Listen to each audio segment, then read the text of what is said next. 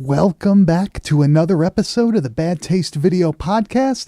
I'm Mike. This is Grizz. Let's get this going.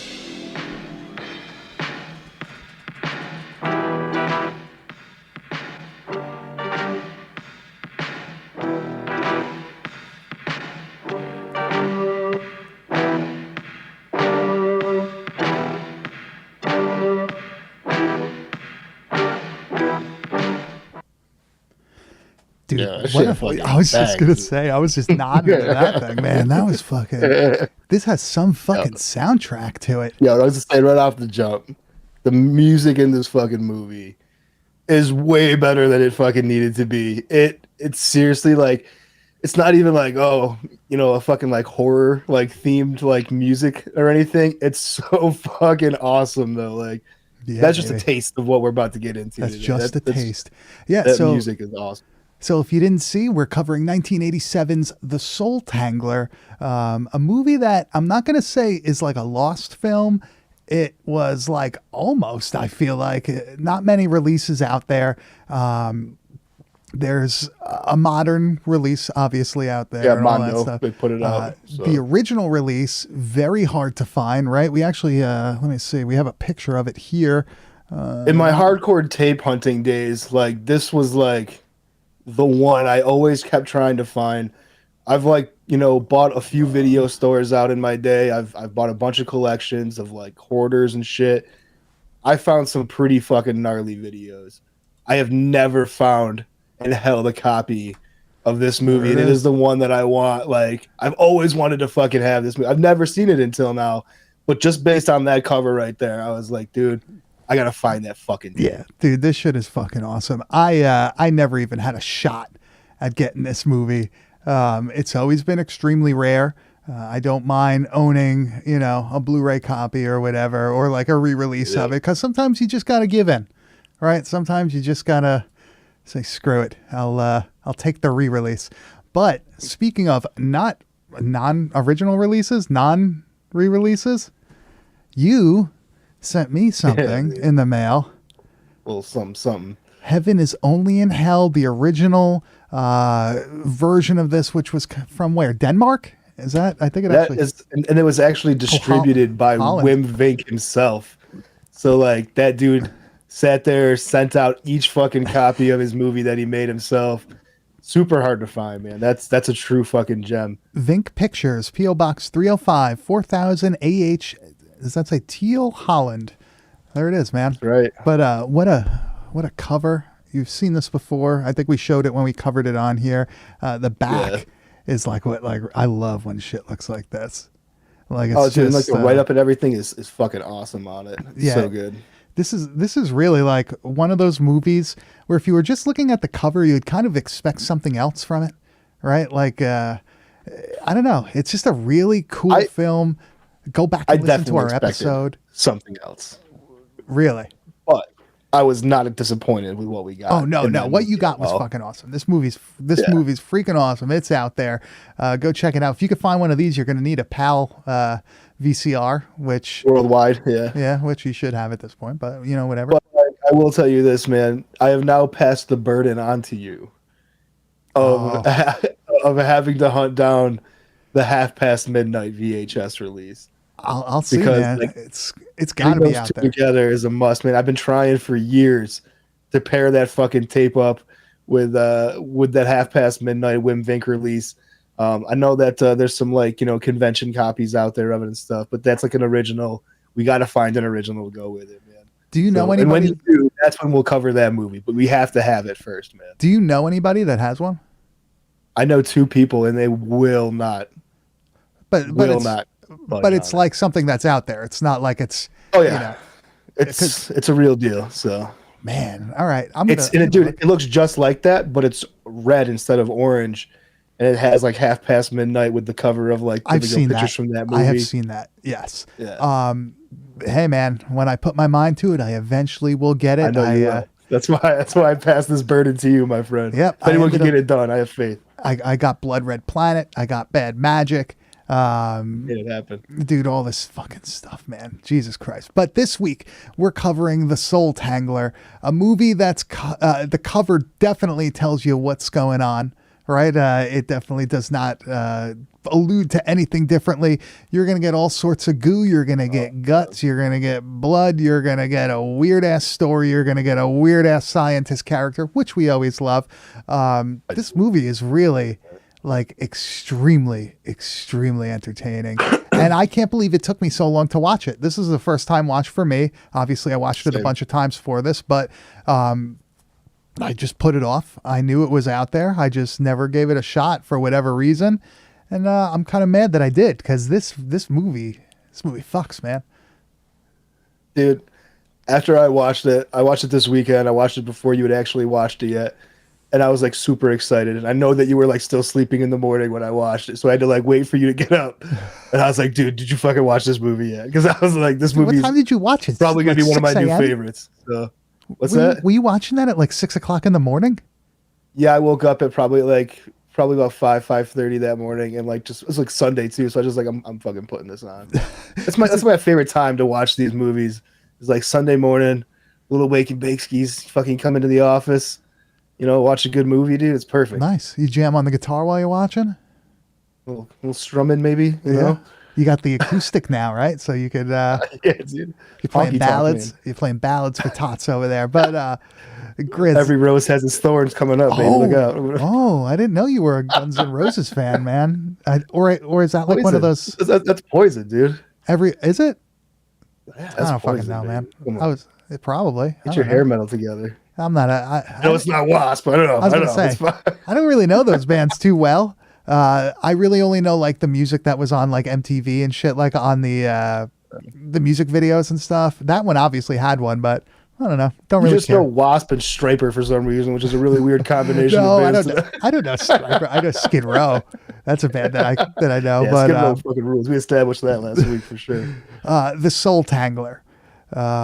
This movie, you know what, before we get into it, Grizz, give me a synopsis of this movie. Oh fuck, dude. You're gonna- so basically, an evil genius basically has gone awry on his own chemical drug that he's created that basically will cause death or hallucinations, one of the two, but it also brings an amazing soul-releasing experience, and it's like a his job superpower. to explore this at any means necessary. So. Yeah. You know, what a fucking like weird idea, but it works so well. So the whole thing is like this dude makes this drug that when you take it, if you could survive these insane hallucinations that occur, you gain the ability to transfer your soul to a dead body as long as it has eyes, right? That like whole ordeal is just such a cool idea. In like Demon Knight in the 90s, that was like the I guess the way to kill the demons was to shoot them or stab them in the eyes. So like the whole thing of like the eyes being the what they say, the eyes being the gateway to the soul or whatever. Yeah. Right. Yeah.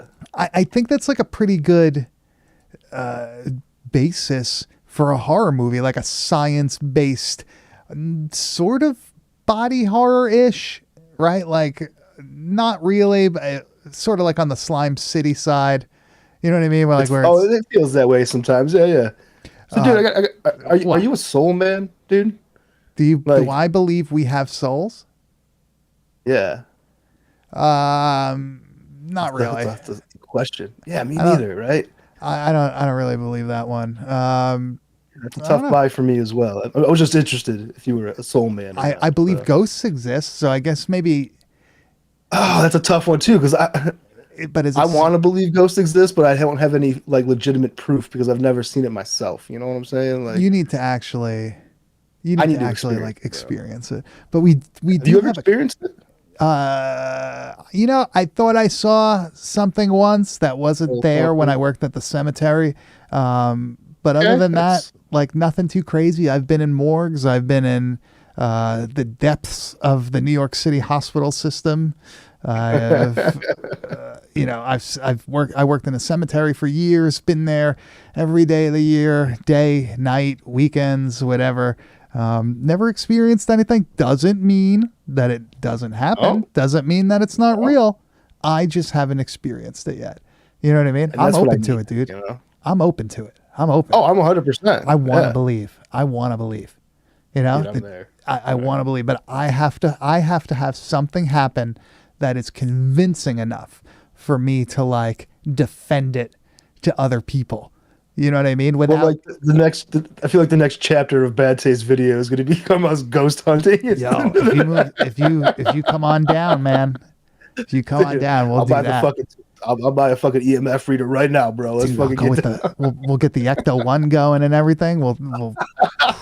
That's If we fucking get that, we great. got. I know someone who's going to sign up if we get the Ecto One rolling. So What we're was gonna your crew in no job time. at a cemetery?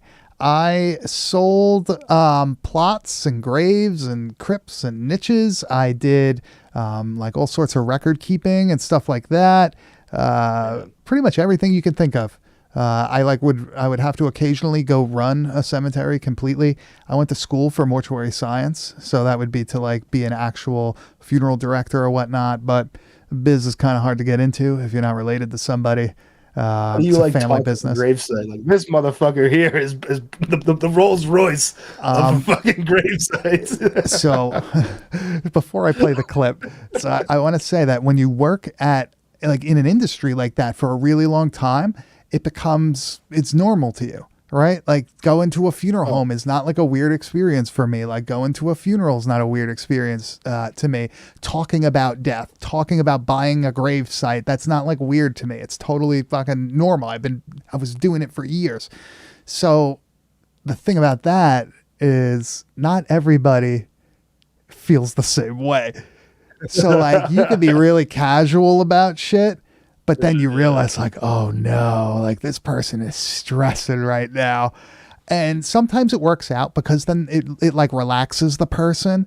You know what I mean? Like it makes them feel like it's not such a serious thing. Like you joke with them and all that shit. It's not like the fucking, you go into but I can the, see you also like making the joke and it not landing on the right person. hey Just man, being a I'm little really good at awkward. reading the That's audience. I'm really good yeah. at reading the audience. The thing with me was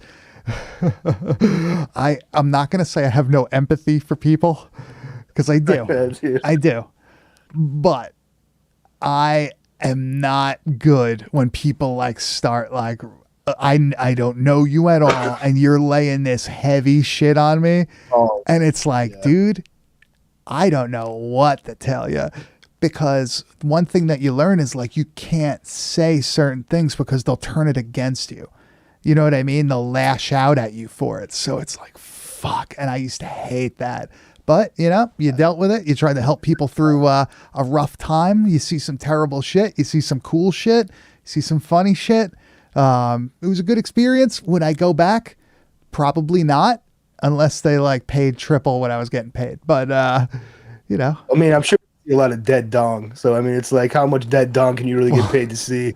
So, that was more in college. But let's play this. that sounds so funny to say it like that. So I'm going to play this clip. You like that, give the right? people a Of taste. That was good. Dr. Anton Lupetsky, pretty much kind of talking about what's going on. He gives us this little monologue in the beginning, which is cool because it's almost like psychedelic, right? Like it almost has this weird, like driller killer type vibe. I single-handedly invented Amphorium, a Amphorium. drug that can make your soul leave your body and Look at that enable face. you to enter any human corpse, provided it has eyes. Without eyes, your soul can neither enter nor leave the shell of a body. That, The problem this with is- Amphorium, thus far, is that it affects the nerve center and causes severe hallucinations. Most humans I have experimented on die from the fright of the hallucination. So while this guy is talking, you're just getting all these flashes of like weird shit. It's like lit really oddly, like orangish red lighting. You see that skull that's from the cover of the film with a spider walking on it. Because of course you need to have the tarantula. Tarantula? Did I just say tarantula? I don't know what the hell that is. that big spidey thing. If you own a restaurant out there, make a churro that looks like a tarantula and call it a tarantula. There you go. Oh yeah. If you own a pizza place, you could probably do it too. I'm just throwing ideas out there. Yeah, but I idea, do. man. Yeah, I'm more of an idea guy and not really the execution guy. So this intro really like sets up a cool mood of the movie. It shows that it's going to be fucking strange. It shows that there is going to be a comedic side to this film too, because when they're showing fucking Dr. Lepesky, he's got like his eyes crossed, like he's Jerry Lewis, like the nutty professor. You know, so like you see that it's not going to be a completely serious film, which that checks the box for us. You never want a movie that takes itself 100% seriously, because that always turns out terribly. You always have to have a self-aware film. And usually with these types of movies, that's what you get, because it's like fans of the genre making them, you know? So like, dude, this guy, this Dr. Anton Lepesky, played by this Pierre Duval, I'm pretty sure is his name. I'm taking a stab at that. But honestly, this movie would be nowhere near as good if it's not for this guy. His like role in this movie, the way he looks, the way he acts, his like believability and like complete lunacy is it's amazing. Just even from this opening scene, you can see just like how like unthrottled this dude can actually like appear in some of these scenes where it's just like, yeah, this dude's on the brink of madness, and it's like believable for some reason the way he looks. It's a perfect casting for this. Yeah, he looks like he's like either like doing some sort of drug or something, like he's all and he's all sped up and shit. It's almost like these people are taking meth at some points. They're like, you know, they're acting very oddly. It's a pretty interesting. That's funny you say that. Because like this scene reminds me a little bit of like you ever seen that movie Spun with John Leguizamo? No. And fucking Brittany Murphy. Oh, no. It's a fucking banger, dude. Really good movie. Jerry Leto's in it and fucking but yeah, like that like opening scene could almost like fit into that movie, and it's like all this movie about like just tweakers and meth and shit, because it feels like he's like strung out on this fucking drug that he's made, but it's like making him hallucinate. And like, but he also says that he's like one of the only people that has He's the only people that could survive the hallucinations. That's wild. I really like that aspect of this film, because they really could put anything in it then. You know what I mean? Like if it's supposed to be a hallucination or a dream, it's really not hallucinations in this movie. It's more so dreams, right? Like it's more of a dream. It comes across dreamy. It doesn't come across as like straight seeing things in the moment type of thing. One thing that I really found kind of funny when I was watching this is like there's really like this low budget 16 millimeter shot on video subgenre of like drug films, and it's not really like doing drugs kind of film. It's more like mutating drugs type shit. You know what I mean? Like Rot and stuff like that. Rot, very Ozone is another one. I mean, even Street Trash is kind of like in that same realm. It's kind of funny. Like the Mac Daddy of him, you know, for the quality wise and stuff. Yeah, but it's like the same genre. It's really weird how like there's this like this subgenre of film that's like, I would say like it adds this odd like dirtiness to it like immediately, because it's always like some fucking like gross sort of shit or whatever. It's never just like these people are doing coke and like smoking weed. It's like, no, they're doing like fucking experimental drug that turns him into a fucking crocodile or some shit. Yeah. And I realized that I really, really do like this subgenre of film. And like obviously like it starts continuing on. You have like Body Melt, you know what I mean? Shit like that. Which is but like this best. Like the low budget ones, like the shot on video ones, it's just so like they're grittier, you know? Yeah. But they always like have this like odd funness to them.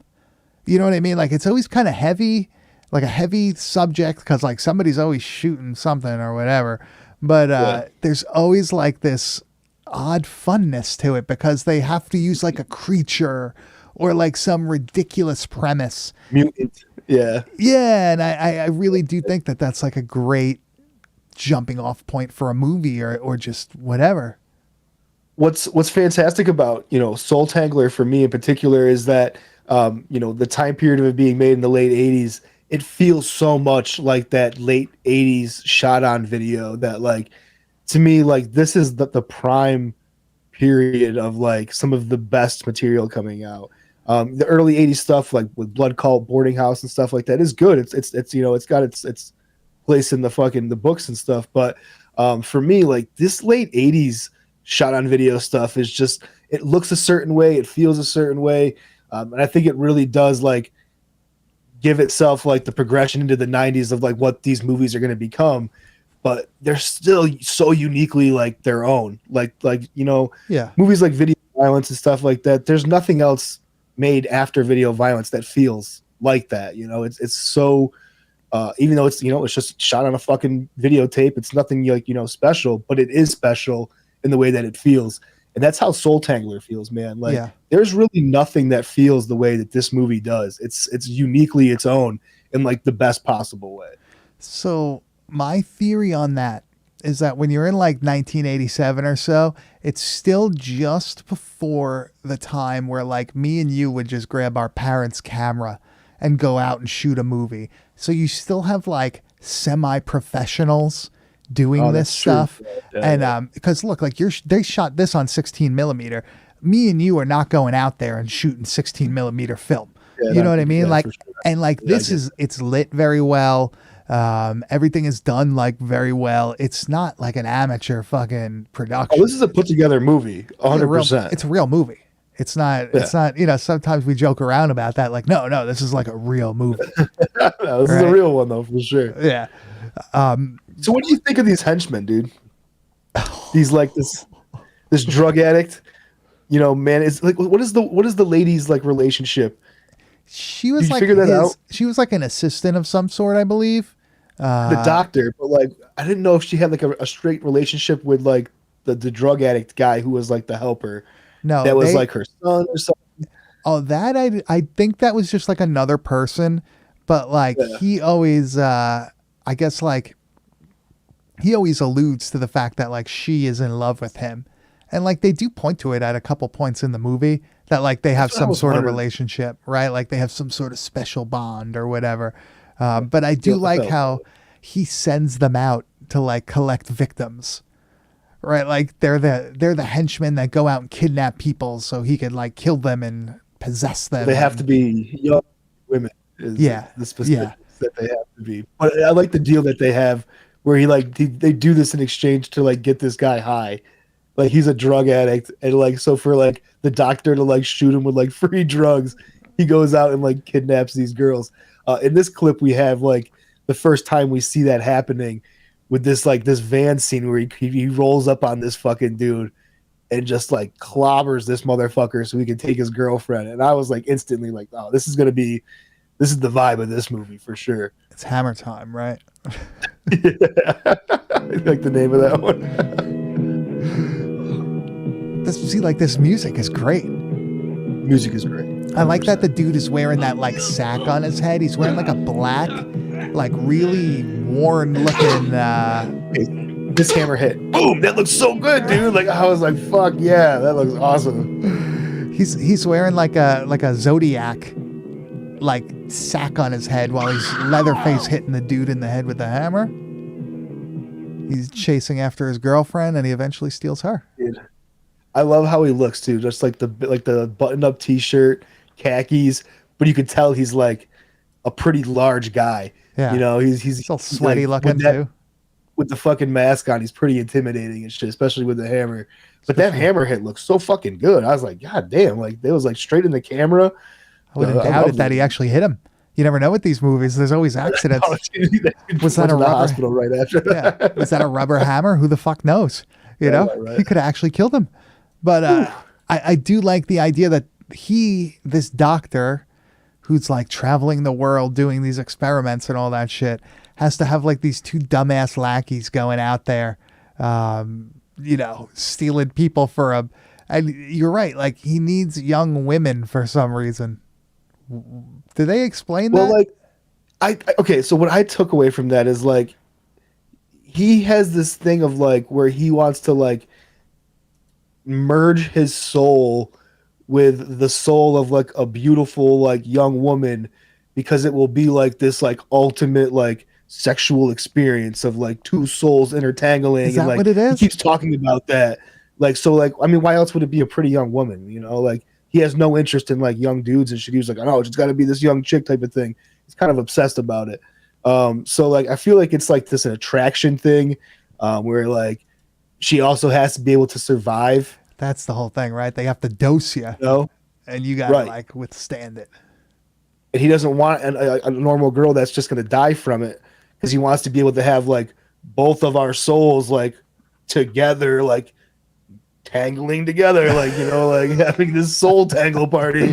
So that's kind of like what I took from it. It's like a connection, like a relationship / like pseudo-sexual type of fucking thing that's going on with the whole like soul merging thing that he's trying to accomplish. He had like a fucking normal like hospital that he was working at and shit, and they like kicked him out of the fucking hospital Doing because fucked up like shit.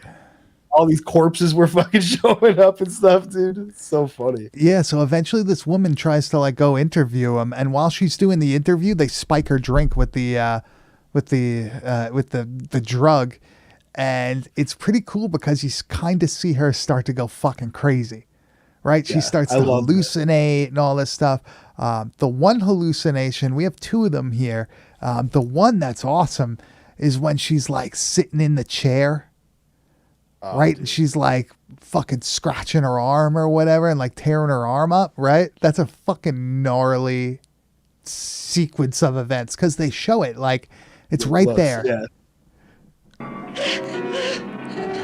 Yeah, so she like looks down, her arm is like bleeding a bit, and just for whatever reason, she digs her fingernails into her forearm and starts tearing all the skin off. It's awesome. And oh, you it like see- peels off is great. Yeah, you see like all the meat and stuff. It's disgusting.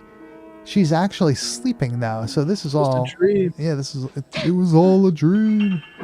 Yeah, that reminds me of like there was always like the dude telling like the fucking horror story in high school about, well, dude, like my cousin's friend one time like took a bunch of acid and thought he was an orange and like peeled all of his skin off and shit, bro. Like you always heard like fucking bullshit, fucking like scary fucking trip stories about bullshit like that. It's not fucking true. No one's ever fucking Yeah. done that. You know who But, says? like- You know who says that shit? People who have never done drugs in their life. Never done acid, 100%. Yeah, that's who says that shit. Melting walls don't make you fucking peel your skin off. I can tell you that right now. But fucking, I just like as soon as I seen that scene, I was like, oh my god, that's the fucking the old trip story come to life. And then we have like a second like grand hallucination that she has, right? Where she's like being attacked by like a horde of zombies, and then she eventually makes her way. I guess this was her house, right? Her friend's house, Or right? or I think it's her friend's house. but Like the one girl that's her tag team partner throughout this thing. but she ends up Oh yeah, getting it is her house. She lives with her, doesn't she? Yeah, but this is like a gnarly scene because you have basically the zombie from the video Dead attacking the friend and just fucking destroying her. So this thing just jumps out of nowhere and just literally claws a huge chunk out of her fucking neck. What a brutal sequence. She's like, screaming, but they don't have any audio, which is kind of cool.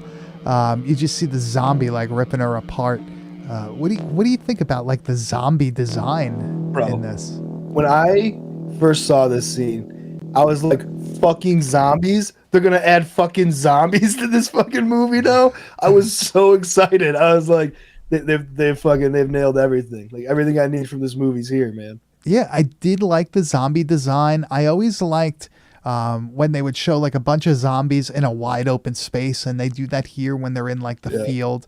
I really thought that was cool. On like first watch through, I was kind of like, what the fuck are zombies? Like, why are there zombies here? What the fuck does this have to do with anything? It was a little confusing at first, for sure, but I was also pretty stoked to see him. So Yeah, but it ended up turning out well. It was good. It's cool. I really enjoyed it. I do like the whole thing though, where this woman now unknowingly was drugged with this stuff and is going through this transformation that she may or may not make it through. explain.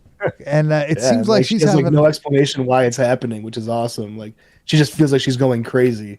yeah, and like this whole time is that her boyfriend is a cop, I guess, or a detective, right? Yeah, some kind of cop or some shit like that for sure. But he ends up getting involved with all this too, and he doesn't really know what's going on either, but he just knows that this fucking doctor's an asshole, right? Like that's the whole thing where he believes that something is wrong or whatnot, but everybody else is kind of still on the fence, right?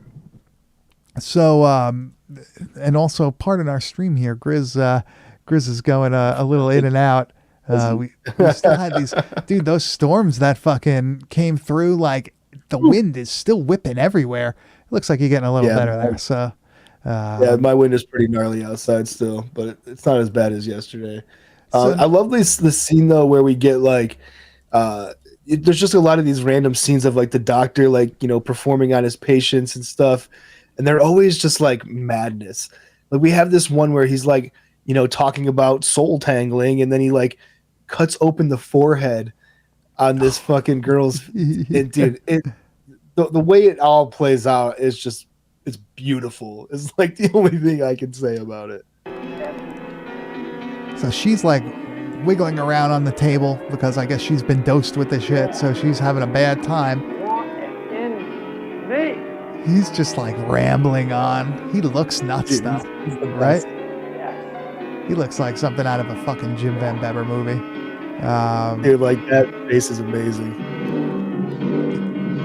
It's like using an X-Acto knife on her forehead, and the blood And the is like, pressure spraying out of it. yeah, and he's like making all these weird faces as it's going on. What a fucking awesome sequence. Awesome sequence. Not shying away from anything. Still, it's fun. It's not fucking like, it's not going to make you feel like you're watching fucking Last House on the Left or some shit like that.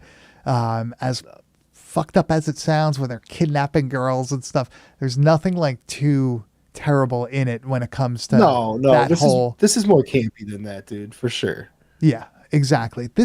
Like if this could have been originally released by Cam Video, I think. Like this would have been. Dude, yeah, this could have been killed, yeah, for sure. I really am surprised that this didn't get like either like a secondary release in the 90s, you know what I mean, or I don't know. It got picked up. Surprising that it took so long to get all that done, but hey, it is what it is. But a majority Is that one VHS? Isn't that just like a French release? Is that what you were saying, or a Canadian? That's a Canadian release. I think there's a couple Asian releases. But there's no official US release, right? I guess not. Well, there's like the newer one, like the Mondo one. Well, yeah. But I don't think there was like an original one. I saw that there's like that other VHS cover that it's either French or German or something. I don't know. There's a lot of like odd releases out there. I haven't seen many out in the wild. I only know of Bruce having like the regular one, like the Canadian one. But they're out there, man. They're out there. But a majority of the really awesome shit in this movie happens like pretty much in the last 20 minutes, right? Like that's where like it really like just goes to 11. I was gonna say like all the stuff so far is mildly tame compared to like the fucking speed this movie goes to towards the end here. It really just like takes off and saves the best for last. Really, it's incredible. So they're finally going to confront the doctor. They're going to finally end this once and for all. But when they get there, things are not as easy as they thought it was going to be. This is like a very similar thing to say like the Reanimator when they're in the morgue and all the bodies sit up while they're down there. This is like they're down there. They realize that the doctor is now jumping like bodies You know what I mean? Like transferring his soul to these different bodies. They're trying to figure out where he's going, which body he's going to. And this makes one, this such a fun thing, dude. His ability to jump to dead bodies that have like, as long as they have eyes or whatever, this makes for such like fun scenes that play out through the end of this movie. so she's standing in front of the hospital table, the surgical table, and the body sits up behind her. It pulls down the sheet, and its face is like half dissected. It's like a That twisted laugh is ridiculous. It's like a twisted Jim Henson thing. It only has one eye. There's like a fucking, it's like being held open. She pushes the eyeball in to like gouge it out. I know. Yeah. It's really like a disgusting looking puppet of sorts. It's really, really unique, and it has a similar feel to the ones in The Dead Next Door that they use at certain points. Yeah. Very like grimy looking, extremely, extremely fun. I love anytime when like a dead body sits up on the fucking hospital table. Like to It me, looks that's great. Oh yeah, it's just spooky. um, And they kind of like this same scene had, it reveals that like this boyfriend character who's like a cop or whatever is there to help. And he's jumping fucking, soul to different fucking creatures. And this is one of my favorite things that he jumps to is this like victim who has his stomach completely like lacerated open. And then he finally like uses his intestines to fucking choke the cop guy out. This is fucking beautiful, man. I love the way this scene, like whole thing plays out. he's like covered in blood too. It looks He is just dripping wet. Nice squib there. Looks like it shot him through the hand. Ignoramuses cannot begin to comprehend my powers. The voiceover whenever he jumps bodies is great. Are ridiculous. And our main character tries to This is a great bag. yeah, he tries to like he tries to disembowel him, but instead he just chokes him with the intestines. You can't beat that, man. Only way to kill him is destroying the eyes. What a great zombie. Are these considered zombies? Yeah, right? I mean, yeah, they're reanimated corpses. So, I mean, I guess, no matter how it happens, They're fucking zombies. Technically a zombie movie? Yeah, technically a zombie movie. I didn't think of that before. Me But neither. I mean, there's other zombies also, so. Well, you have like a similar thing when the assistant goes like fucking nuts and he gets fucking chopped in the neck with the giant cleaver. We have that Dude, clip here. This thing is so cool. This is going to show how another place in this movie where they go like over the top with the special effects and the blood and all that Did not stuff. see this coming at all. Oh, no, There's no way I saw this coming. Definitely not. So they're wrestling. He hits his head on the mirror, which is fucking hilarious. They're setting up for round two. That fucking shot. Yeah, the doctor cuts his head off. Nearly off. That's like the cool thing. It's like maybe like 95% cut off, and like the fucking head is just flesh hanging is hanging there. on to it. Oh, man. It just goes completely like nuts at the end. I absolutely fucking love this. I love when they just pull out all the stops in like the last 10 minutes or whatever. It leaves it like on a really high note, right? Like it really gets you like, holy shit, how could they top that? And then they do something else and it's nuts. It's like, holy fuck, how could they top that? And guess what? They do again. And it's not necessarily the gore, but it's just like what you're about to watch. This is the end of the film, right? They are basically destroying all the bodies that he's inhabiting. There's not much left except for our brain with eyes that you see throughout the whole fucking movie. And The snail. yeah, the brain snail. And unfortunately for this brain snail, he's getting the boot. So her boyfriend, to this great music, pulls off this like skull mask of some sort that How the brain eyes is like wearing. hide. Yeah, Like, the oh eyes- shit. yeah, the eyes retract into it. It looks literally like a snail, like Gary from fucking SpongeBob. And wow, it really does look like Gary from SpongeBob. Holy shit. He throws it on the floor. stomps it, and there's our goo, baby. That fucker, dude. Dude, I love the music playing. I love what the fuck I'm watching. This weird ass brain puppet with eyes that's slimy and shit. The mask that it's wearing is such an awesome touch. And of course, you know, stomping it out and it just exploding like a fucking gusher is just absolutely what a fucking chef's movie, kiss. dude. What a movie. Like, and I couldn't ask for anything more from this fucking movie, honestly. It hit every fucking note that I needed it to.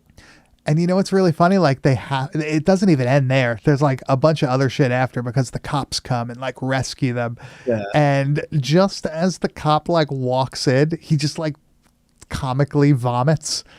Right? Yeah, this was I forgot about this clip. This is pretty funny. So the cops are there. They're like, yeah, she actually goes over and like gouges out the fucking doctor's eyes just in case.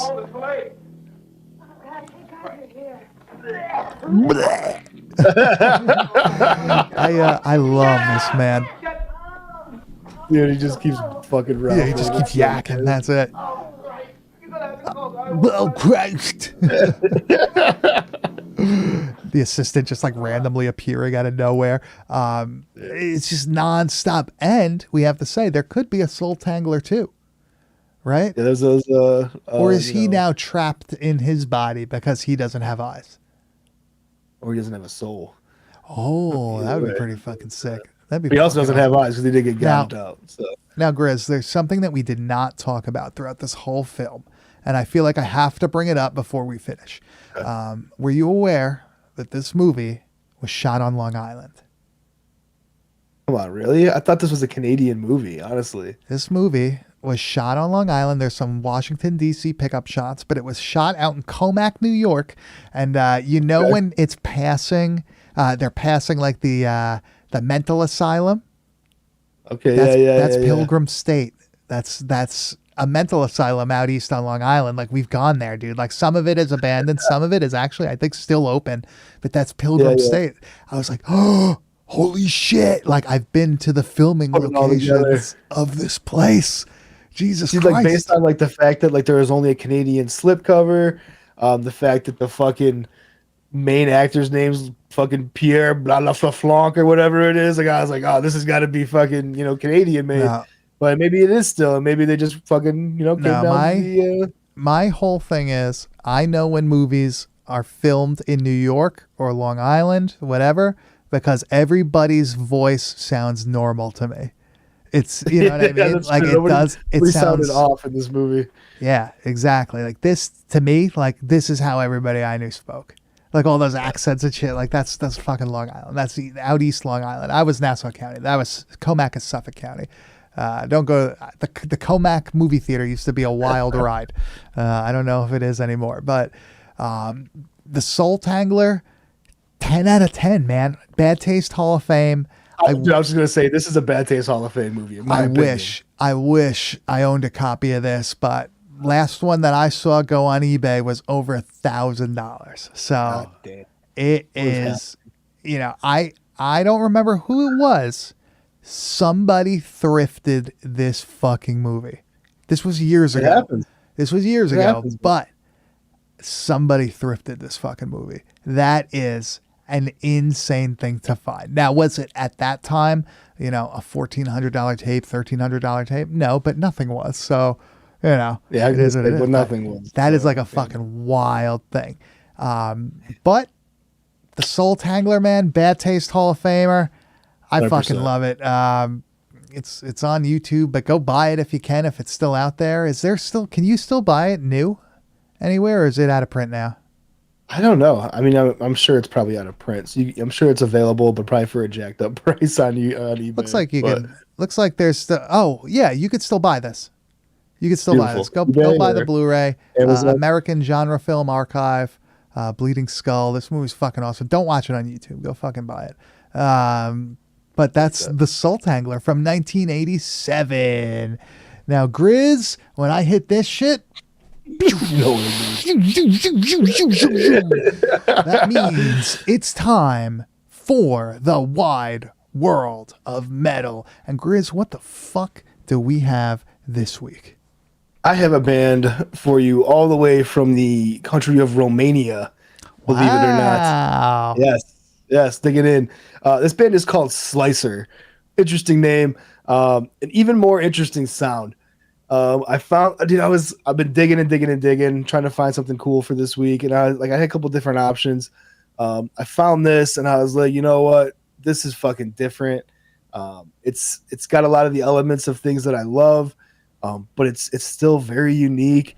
Even when like we first started talking about it, you're like, what fucking genre is this fucking band even considered in? And like, the first song that we have here off this album is called Death Rock and Roll. And I think this is exactly, what you could classify this type of music as. Like the Midnight, right? Like they're considered like death rock and roll. It's Midnight, but it's also like, it's not as black metal influenced as Midnight is. It's a little more rock and roll than Midnight, man. I was gonna say that to me, it has more of like Gothenburg, like death metal hint to it. Like, yeah, that's a great call. Like not necessarily Left Hand Path entombed, but like Wolverine Blues entombed. You know what I mean? Yes, because it has that like classic, not classic rock, but like blues rock influence on it, man. It really does. So let's roll this first one.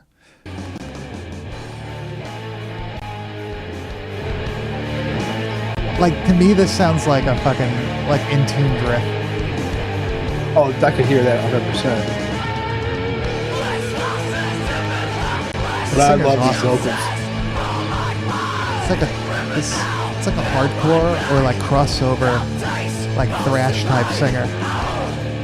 It very much is, and it adds a uniqueness to this, because you're not expecting that from the music, all. honestly. No, the vocalist is the strongest thing in this band. He fucking rips, 100%.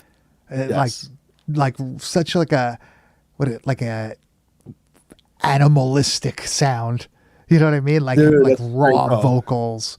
Like, this guy fucking gets it. And it's cool because they find a way to mix that with the music. Like, it's not like you're listening to fucking, a heavy thrash band or like a straight fucking, HM2 type fucking death metal band.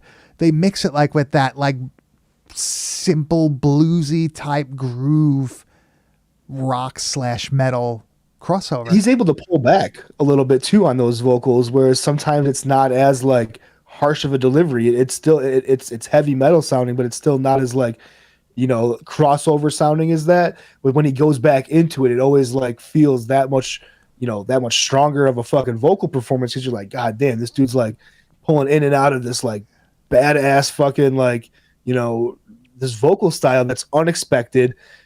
It fits so well over what they're doing in a very weird way. Like you were just saying, like it's the strongest performance on the album, but that I don't want to take away from like the rest of the band, because like the fucking riffs are solid as fuck.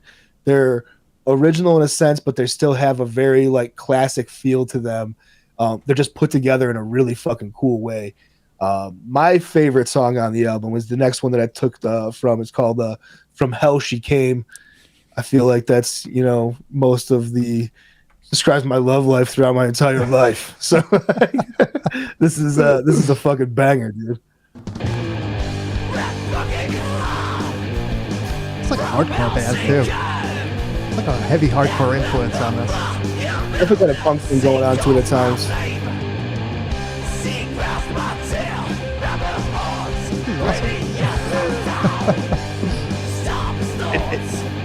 It actually has like a Priest thing going on a lot of like the riff structure and stuff. It feels very Judas Priesty.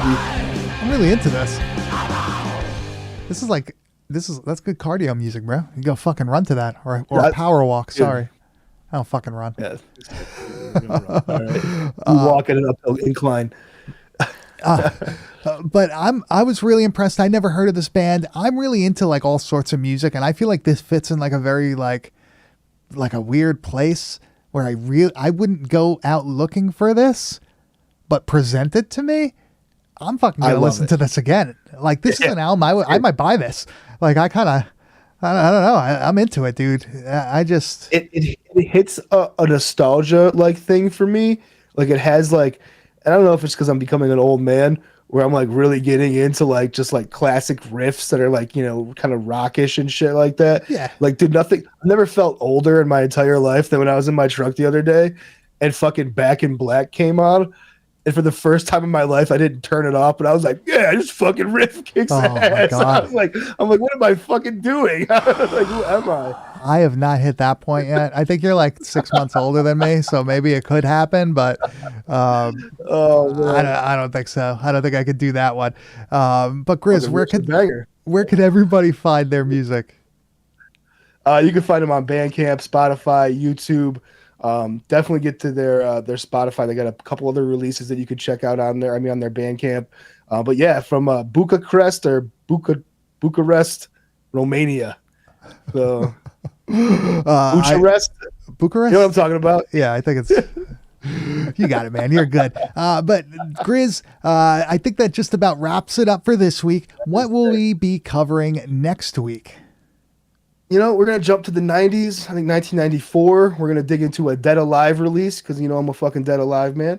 We're going to cover the one and only Mr. Ice Cream Man. Not to be confused with the fucking Clint Howard Ice Cream Man movie from the 90s as well. This is Mr. Ice Cream Man. Different movie. A little bit fucking more underground. Shot on video. It should be a really should be a fun one, man. I'm excited for this. Yeah, I'm pumped, man. I've never seen it before. I can't wait to watch it. I've heard good things. But Grizz, that's going to be next week, Tuesday night, 9 p.m. Eastern Standard Time on our YouTube channel, youtube.com/@BadTasteVideoPodcast. This week we recorded it on Wednesday because we had, you know, that huge storm went through and fucked with my power. My power was fucking flickering all night. Apparently this morning people are still losing power in my area, and you live a bit north from me, northwest, so you're still getting it now too. We should be Satan's asshole. That's exactly where I live. Yep. We get all the shit, and it happens all the time. So. Hey, we'll be good to go next week. I don't see anything in our future that will fuck with our internet access. But Grizz, where can they find you on the internet? You can find me on Instagram at Kane_enabler. And you can find me at Bad Taste Video, and you can find everything we do at www.badtastevideo.com. We also have a Patreon that if you want to just help us pay the bills, we really appreciate it. Anything helps. We have some stuff up there that you can't find anywhere else. Don't tell anybody, I guess, what's on there. I don't know. We really would appreciate if you subscribe to our YouTube channel, though. That would help us out a lot, too. If you're listening via podcast, we want to thank you also. You guys are fucking great. 286 episodes. Episode 300, we're going to have to go fucking crazy. We're going to have to do something nuts. That's like a Is that Juggalo Day? Is that when we fucking... Ooh, yeah. Come in fully embracing who we really are? I like that idea. That might be fucking pretty cool. But Grizz, I think that just about wraps it up for this week. So thank you everybody in the chat. Thank you everybody that's watching live. We will be back next week at 9 p.m. Eastern Standard Time on our YouTube channel on Tuesday, youtube.com/@BadTasteVideoPodcast. Grizz, anything else you could think of? Nah, you know, fucking good time, man. I'm ready to fucking watch Mr. Ice Cream Man now. I'm stoked. There you go. All right. Join us next week for some fucking awesome shit. We will see you next time.